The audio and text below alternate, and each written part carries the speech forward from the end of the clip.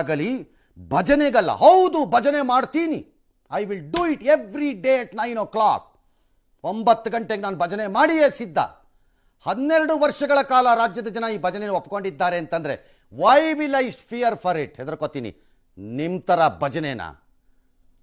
ನಾನು ಮಾಡುವ ಭಜನೆ ದೇಶಭಕ್ತಿ ಮತ್ತು ದೇಶದ ವಿಚಾರ ಬಂದರೆ ಅದು ದೇಶಭಕ್ತಿಯ ಭಜನೆನೇ ಆಗಿರುತ್ತೆ. ನಿಮ್ಮ ಭಜನೆ ಅಲ್ಲ, ನಿಮ್ಮ ಕಚಡ ಭಜನೆ ಅಲ್ಲ ಅದು. ನಮ್ಮದು ನಾಡ ಭಜನೆ ಆಗೇ ಆಗತ್ತೆ, ಅನುಮಾನನೇ ಇಟ್ಕೋಬೇಡಿ. I will do it, we will do it. ನಾನು ಇದನ್ನು ನಡೆಸೋವರೆಗೂ ಮಾಡ್ತೀನಿ, ಬಿಡಲ್ಲ. ಜನ ಬೇಡ ಅಂತಂದರೆ ಬಾಗಿಲು ಹಾಕ್ಕೊಂಡು ಮನೆಗೆ ಹೋಗ್ತೀನಿ.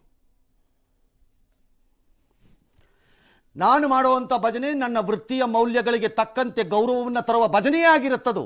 ಐ ವಿಲ್ ಡೂ ಇಟ್, ಮಾಡೇ ಮಾಡ್ತೀನಿ ಆ ಭಜನೆಯನ್ನು. ನಿಮ್ಮ ಭಜನೆ ಅಲ್ಲ.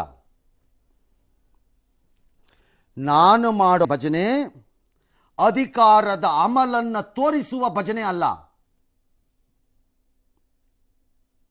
ನಾನು ಮಾಡುವ ಭಜನೆ ಯಾರಿಂದಲೋ ಬಂದ ಅಧಿಕಾರ ಸಂಪತ್ತಿನ ಪ್ರತೀಕವಾಗಿ ಅಲ್ಲ, ನನ್ನ ದುಡಿತದ ಭಜನೆ ನಾ ಮಾಡ್ತೀನಿ.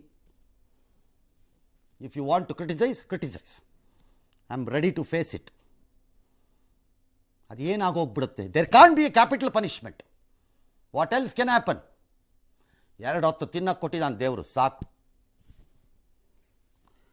ನಾವು ಮಾಡೋ ಭಜನೆಯನ್ನು ನೀವು ಚರ್ಚೆ ಮಾಡೋದೇ ಆದರೆ ನಾನು ಭಜನೆ ಕೈ ಹಾಕ್ತೀನಿ. ಆಮೇಲೆ ನಿಮ್ಮ ಭಜನೆ ಮಾಧ್ಯಮ ಜನಕಲ್ಯಾಣಕ್ಕೆ ಕಾರಣವಾಗಲಿ.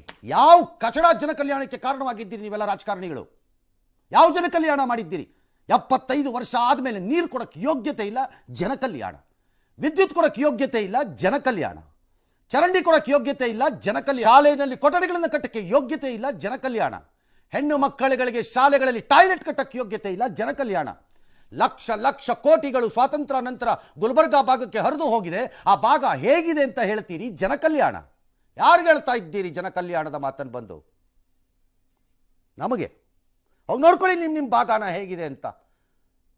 ಗೋಂಡ್ಸಿ ಗುಲ್ಬರ್ಗಾ, ರಾಯಚೂರು, ಬೀದರ್ಲ ಹೇಗಿದೆ ಅಂತ. ಯಾವ ಜನಕಲ್ಯಾಣದ ಮಾತು ಅಂತ ನಾನು ನೋಡೇ ಬಿಡ್ತೀನಿ. ಆಗ ಪ್ರವೋಕ್ ಮಾಡ್ತಾರೆ ಸುಮ್ಮನೆ ಕೂತ್ಕೊಂಡು. ಎಸ್,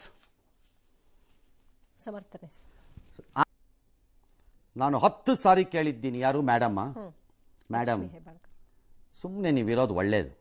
ನಿಮ್ಗೆ ಅವತ್ತೇ ಹೇಳಿದೆ, 2ನೇ ವಿಡಿಯೋನ ಹರಿಬಿಟ್ಟಿದ್ದೇ ಸರಿ ಅಲ್ಲ. ಅದನ್ನು ಸ್ಲೋ ಮೋಷನ್ಗೆ ಹಾಕಿ ಯಾರೋ ಎಡಿಟ್ ಮಾಡಿ. ನಾನು ಅವತ್ತೇ ಹೇಳಿದೆ, 2 ವಿಡಿಯೋ ಬರೋಕ್ಕಾಗಲ್ಲ, ಹಾಗೆ ಒಂದರಲ್ಲೇ ಇರುತ್ತೆ. ಆ ವಿಡಿಯೋ ಮಾಡಿರೋರೇ ಬೋಗಸ್ ಮಾಡ್ತಾ ಇರ್ತಾರೆ. ಸುಮ್ಮನೆ ಇದ್ದುಬಿಡಿ. ನೀವು 10 ಸರಿ ಕೇಳಿದ್ರು ಅಷ್ಟೇ. ಕೇಳೋದೇ ನಾವು ತಪ್ಪು ಕೇಳಿದಾಗ ತಪ್ಪು ಅಂತ ಅನ್ನಿಸೋಕೆ ಯಾಕೆ ಅನ್ನಿಸ್ಬೇಕು? ನಂಗೆ ಸರಿ ಅನ್ಸೋದನ್ನ ಕೇಳಿಸ್ಕೊಳ್ಳೋದು. ಸರಿಯಾಗಿದ್ದು ಕೇಳಿಸ್ಕೊಂಡ್ರು ಗೊತ್ತಾಗ್ತಿತ್ತು ಮೇಡಮ್ಗೆ. ನಿಮ್ಮ ಡಿಪಾರ್ಟ್ಮೆಂಟ್ ಅಲ್ಲ, ನೀವು ಸುಮ್ಮನಿದ್ರು ಒಳ್ಳೆಯದು.